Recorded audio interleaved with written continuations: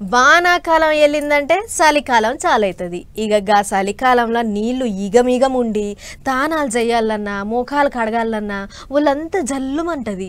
అందుకే చాలా మంది చలి కోపలేక ఉడుకు నీళ్ళు కాగబెట్టుకుంటారు. కానీ మహారాష్ట్ర గడ్చిరోలి జిల్లాలో ఉన్న గీ ఇంటోళ్ళకు మాత్రం వేడి నీళ్ళతోని అసలు పనే లేదు.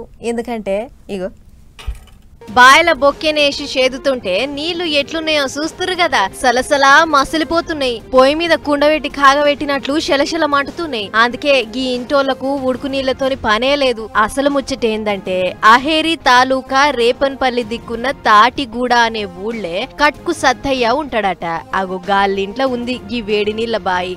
అయితే మొదట్లో అన్ని బాయిల లెక్కనే సన్నీళ్లు వచ్చినాయట గాని 6 ఏళ్ల సంది గరం గరం ఉడుకు నీళ్లు వస్తున్నాయట. ఇక అది చూసిన ఇంటో తొలిత శాన చిత్రపోయిర్రు.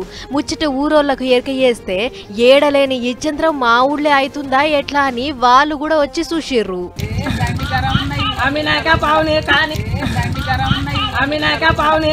ఏంటిరా దండిగరం ఉన్నాయట.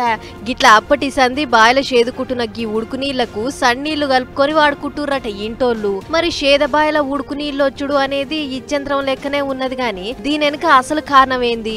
భూమిలో ఏమన్నా చర్యలు జరిగినాయా లేకుంటే ఇదేమన్నా దేవుని మాయమనా? ఆ మతలబేందో శాస్త్రవేత్తలు ఇంకా అధికారులే చెప్పాలి అని కోరుతుర్రు ఊరోళ్ళు. మరి అధికారులు గీ ముచ్చట్ను చూసి ఏం చెప్తారో ఏమో గాని సోషల్ మీడియాలో మాత్రం ఉడుకు నీళ్ల బాయి అని గిర్ర గిర్ర తిప్పుతుర్రు నెటిజన్లు. చూడాలి మరిగా ఆఖరికి ఏం తెలుస్తారో.